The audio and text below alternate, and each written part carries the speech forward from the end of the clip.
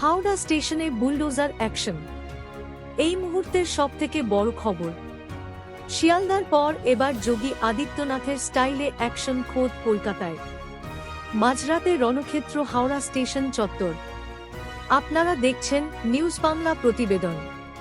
অবৈধ দখলদারদের বিরুদ্ধে এবার গর্জে উঠল রেল পুলিশের বুলডোজার। গুঁড়িয়ে দেওয়া হলো একের পর এক বেআইনি দোকানপাট। বছরের পর বছর ধরে স্টেশন চত্বর এবং ফুটপাত জবরদখল করে গড়ে ওঠা বেআইনি সাম্রাজ্য নিমেষের মধ্যে ধূলিসাৎ করে দিল রেল পুলিশ। স্থানীয় হকারদের বুকফাটা কান্না, অন্যদিকে সাধারণ রেলযাত্রীদের স্বস্তির নিঃশ্বাস।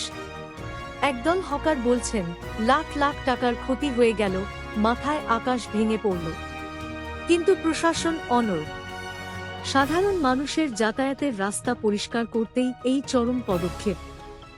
বিশাল পুলিশ বাহিনীর কড়া পাহারায় রাতভর চলল উচ্ছেদ অভিযান।